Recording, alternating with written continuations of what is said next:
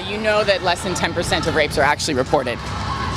Okay, where's that? To the cops. Where's that? It's from all of the women's organizations. You can look it up online. You can find it through the socialized organizations that study rape. I participate with an organization that works as a rape crisis center. We base that on the number of calls. The police know, based on the unofficial reports, the third-party reporting, and the direct reports. This is not a secret that about 10% of rapes are reported. So how do you know 10% of rapes are reported if the others aren't?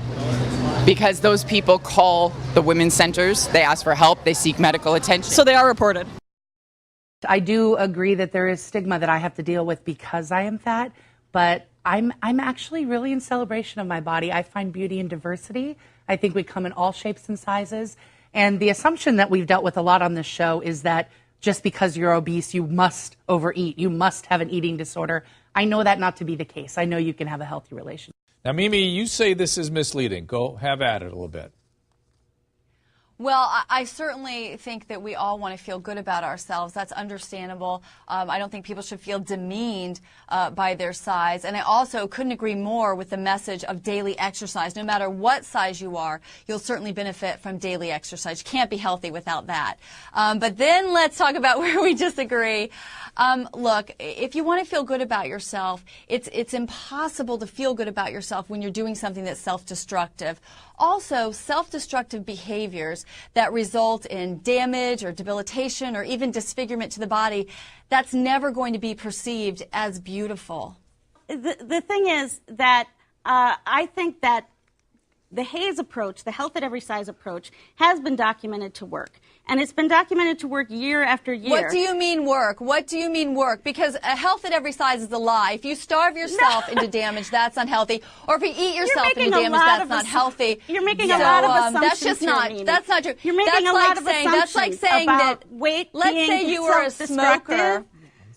Let's say you're a smoker and have black lungs, and you try to say that's healthy because you don't have cancer yet. We know that it is actually factual that obesity is dangerous, and it's connected to cancer, stroke, Alzheimer's. We even know it's connected to an increase in birth defects. So there's nothing left to debate. Mimi? It's not beautiful. It's not healthy.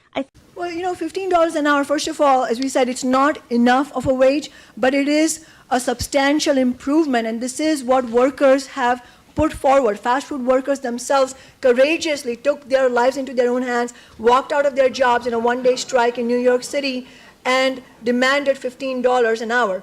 And that is the first step, because the economy is not going to remain static. We have to fight for affordable housing. We have to fight for better services in terms of mass transit, education, healthcare, and that is why we have to also talk about taxing the super wealthy and big corporations. Well, I mean, of course, one government policy leads to the next. If you raise the minimum wage, then it's going to raise the rents. When it raises the rents, you're going to have to build affordable housing. When you have to build affordable housing, you have to tax people to build the affordable housing. When you tax people to build the affordable housing, people move out of the city, and you have to raise taxes on the people who remain in the city, and this is how you hollow out the economy of a major metropolitan area in the United States. Only,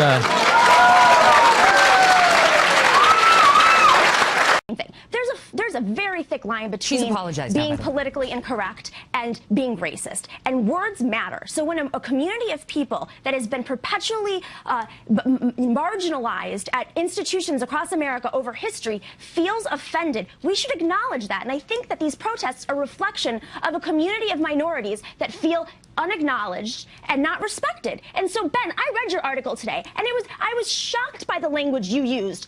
You were saying that it's time for the right to fight. Yeah. No, but you read his column. Evidence. All this is screaming and feelings. How about like a shred of evidence, even for the incidents that actually happened in Missouri that drove this? Really? Where was the police report exactly when it came to, for example, the first N-word incident that led all of this? There was no police report on any of that. In the second incident, the N-word at the University of Missouri, the administration investigated, and the kid's under investigation. In the third incident with the cop car, with the car hitting the guy. Let me just ask you this, because we're short on time. You tell me, Namiki, whether we are training these kids to be little cupcakes who never have to encounter anything offensive. Assuming everything you said is offensive, they never have to encounter it because they can call the cops or they can get their administrators fired, or whether it's better to educate them that there are offensive things in life, there are insulting things in life, there are people who will say very incorrect or impolite things about you, politically incorrect things about you, very publicly and in a way that you might feel very offended by, and you have to deal with that in life. I think people understand that, but I think that, this is a blame the victim situation. We should be ridding the world of bigotry. We should be talking about that rather than blaming it on the victim who feels hurt, disrespected on campus, who doesn't feel heard by their administrators. I love that utopia. It doesn't exist. It's not realistic. It does not exist. Good luck getting rid of all the bigotry. The victim. Well, we can all the look bigotry. at We're it. just going to wipe the world. We'd love to, but it's not reality. They literally just fired a white guy for being a white guy, and he's the victim. Okay, I got to go. Not true. Great debate. Thank you both for. And they're Can you explain jerks. to me why in Chicago during Father's Day weekend 13 people were killed, 53 were injured by guns when they have some of the strongest gun laws in America? Can you explain that to me? They don't have strong gun laws in America because any idiot can buy a gun. In Chicago. Any idiot can buy a gun from a gun show or on the internet, and there are no and they can buy it background illegally checks. as well when they're banned.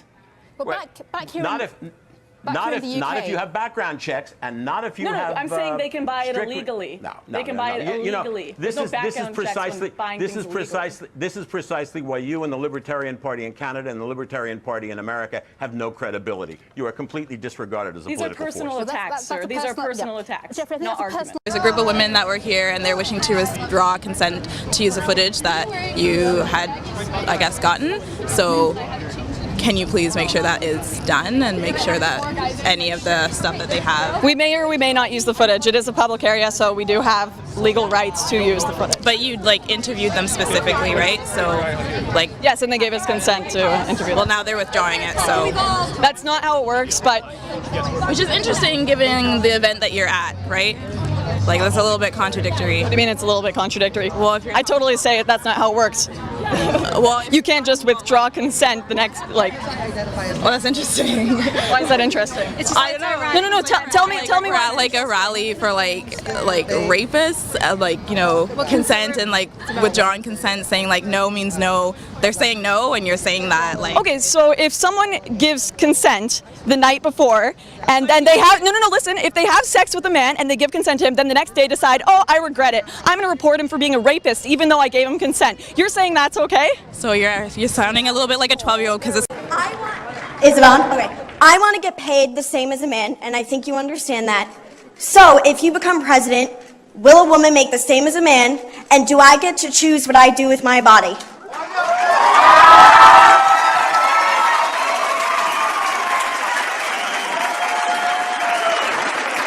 You're going to make the same if you do as good a job.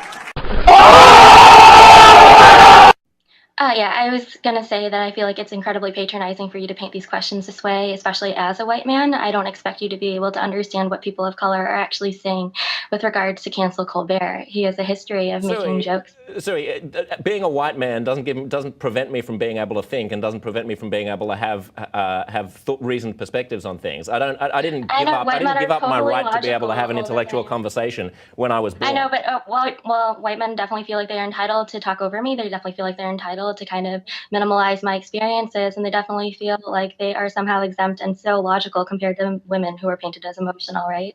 No one's minimalizing your experiences. No one's minimalizing your right to have an opinion. It's just a stupid opinion. I mean, it's a misunderstanding of what you satire just called is. my opinion stupid. You just called my opinion stupid. That's incredibly unproductive, and I don't think I'm going to enact the labor of having to explain to you why that's incredibly offensive and patronizing. Explain. I just told you I wouldn't enact that labor. Okay, thanks for being with us, Sui. You've restarted, let me just stop you so you don't waste a line of questioning. I'm just giving you... I love the mansplaining. I'm enjoying it. You're loving what? The mansplaining that's going on. What do you Well, just talking me through how by not answering the question, by repeating processes which are not related to the question that I've asked. What's mansplaining, Senator?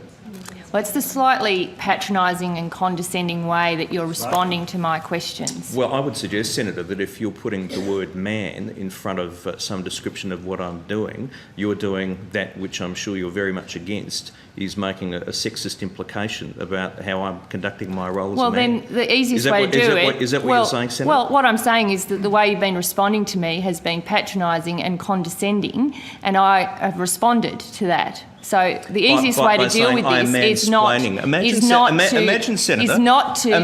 that way in responding to the questions I've asked. Imagine the reaction, Senator, if I said you were woman-splaining. You're saying that I'm mansplaining. Well, it is a term that's used. Is it by whom? Well, it is a term that's used. By rude... Doesn't make by rude senators. By senators who are seeking to make gender an issue. Stop being a hypocrite. Conduct yourself appropriately for this place. I'm sorry you're so offended by the use of the word. It is a word that's used. I'm surprised that you're so shocked by the use of the word. No, I'm just calling hypocrisy. Hypocrisy. Thy name is Labor. Thy name is Senator Gallagher.